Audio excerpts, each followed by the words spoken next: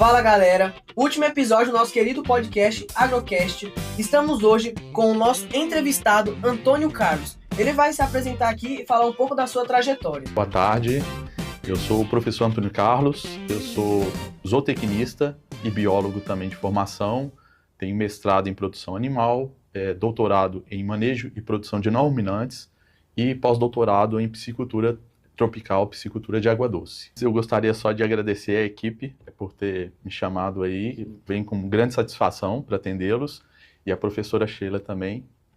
Muito obrigado pelo convite.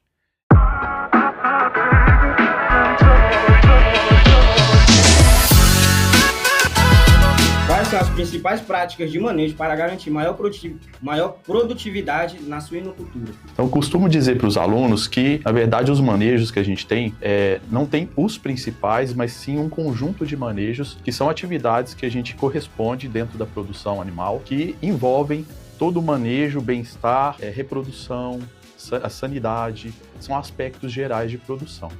Tem aspectos que são em momentos mais importantes, como a gente está vivenciando, por exemplo, momentos de doenças de aves, como a gripe aviária. Já aconteceu momentos de gripe suína também. Então, aspectos sanitários são aspectos muito considerados. Princípios de biosseguridade dentro da produção, que a gente envolve aspectos com relação a rodolúvio, pedilúvio, profissionais que chegam a tomar 22 banhos por dia passando pelas instalações. Então, são princípios que a gente tem de cuidados para que a gente não tenha prospecção de doenças dentro da granja. É isso tanto para suíno quanto para ave, a gente apresenta o mesmo cuidado, né? E aspectos com relação à alimentação, que são muito importantes, para a gente desenvolver o melhor potencial do animal, que já tem uma melhor genética, por isso a reprodução também é importante. Aspectos de cuidado também de suínos com relação a leitões, que é uma fase que a gente tem alta mortalidade. Então, é uma fase muito importante de cuidados ali, de aspectos de manejo da matriz, assim como dos suínos também, dos leitões, até o período de desmame. Partiremos para a segunda pergunta. Como deve ser feito o manejo nutricional dos suínos em diferentes fases de desenvolvimento? Leitões, crescimento e terminação. Sim, suínos, a gente vai ver que a gente vai ter uma gama de rações, de alimentações diferentes, conforme a fase de vida do animal. Então, a gente começa na fase ainda do animal sem ser desmamado, que ele ainda está na maternidade, ele já recebe uma ração pré-inicial. É uma ração que serve como uma adaptação do suíno para quando ele estiver na creche, ele já está consumindo somente a ração.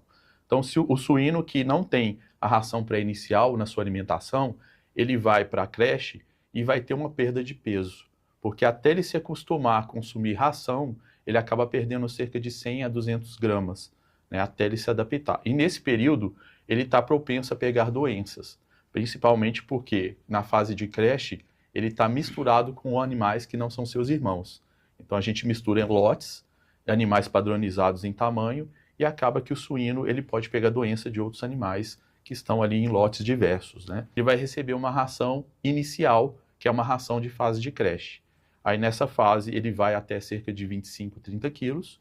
Depois disso ele vai para a fase de crescimento, recebendo a ração do mesmo nome, de crescimento, que ele vai ficar até por volta de 70 quilos quando ele recebe a ração terminal ou de terminação, que é aquela ração que vai modelar o animal para ele chegar nos 110 quilos para ser abatido em torno de 5 a 6 meses de vida.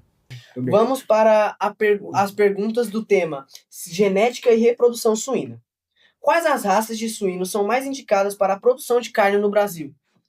Hoje a gente tem diversas raças que a gente utiliza num processo de melhoramento genético. Então, hoje não é somente raça que a gente trabalha. Comercialmente, a gente tem muitos animais que a gente vai chamar hoje de linhagens comerciais ou híbridos comerciais, que são raças que são misturadas, né? A gente faz o princípio do cruzamento de raças para ter animais com alto vigor híbrido. Animais que têm uma genética melhor para crescimento, para desenvolvimento do corpo, para ganho de carne, ou ganho de massa muscular com ganho de bacon também, que é gordura, né? Então tem animais que são de dupla aptidão, ganham tanto a parte de bacon, que seria o toucinho, né, a parte de gordura, quanto também de carne, e tem aqueles animais que ganham somente carne, né? Então hoje são os animais mais trabalhados. A gente tem raças hoje que a gente utiliza mais, que são raças estrangeiras, que a gente pode dizer assim que raças como a Duroc, Landrace, Large White são raças mais importantes, né? Eu vou só rapidamente aqui falar um pouquinho de cada uma delas, né? Então, falando um pouquinho das raças, a Duroc, por exemplo, é uma raça tipo pai, que é uma raça que desenvolve mais o corpo. Então, os animais filhos dessa raça, eles têm um corpo maior, então eles conseguem ter um desempenho melhor em produção e serem abatidos mais cedo. Então, a gente chama de raça tipo pai porque, normalmente, o macho, a gente utiliza um macho da raça Duroc para o crescimento dos animais. Então, quando eles nascem, já nascem com mais de 1,2 kg. São animais mais fortes. No caso, por exemplo, de Landrace e Large White, que são raças brancas, né?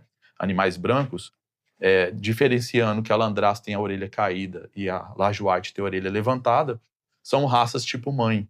São raças que a mãe é mais comprida, tem maior número de tetos, tem um melhor cuidado materno, então elas vão ter um cuidado maior com o leitão para que ele não tenha o risco de esmagamentos.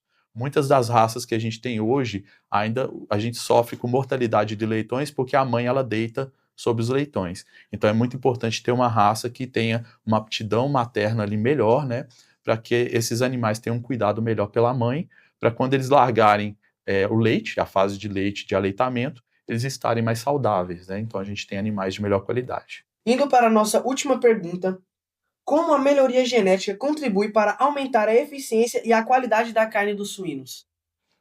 Então, a questão da genética, né, a gente já iniciou falando aí das raças, né?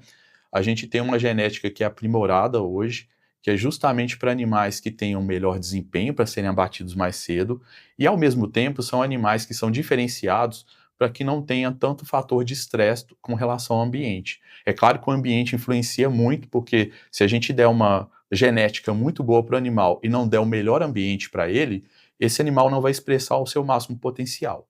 Então precisa da gente oferecer uma genética apropriada com esses animais que a gente tem trabalhado, né? Como eu falei anteriormente, Duroc, Large White, Landrace, a gente tem o Essex, a gente tem a Hampshire, são raças estrangeiras, né? Que são muito boas.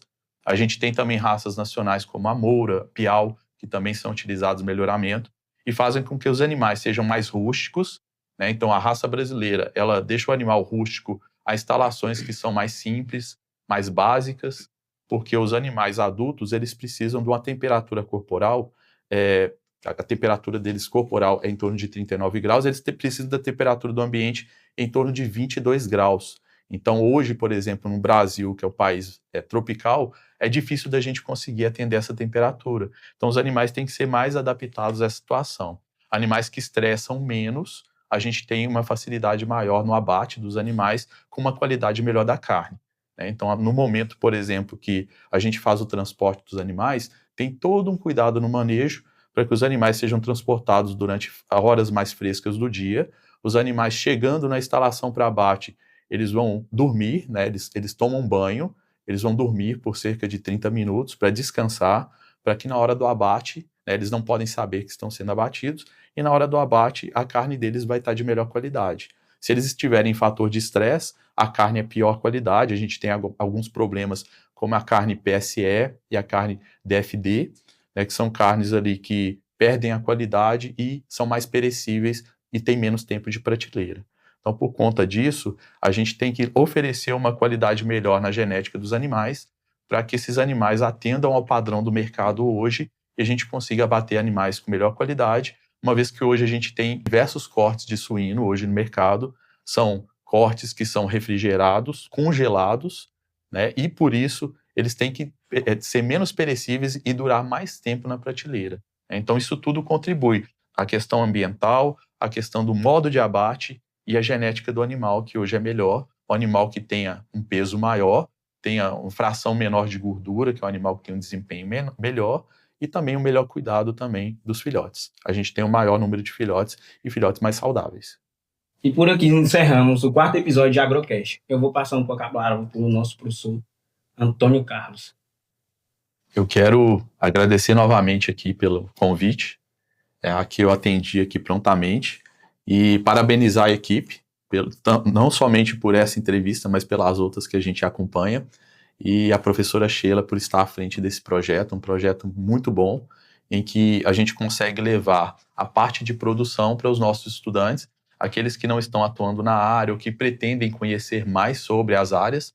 Então fica aí a questão da curiosidade sobre as áreas que a gente tem passado aqui em formação, e os estudantes têm esse conhecimento para poder avançar aí dentro das disciplinas, né, e poder estagiar, trabalhar como técnicos, uma vez que estão formando aí na área.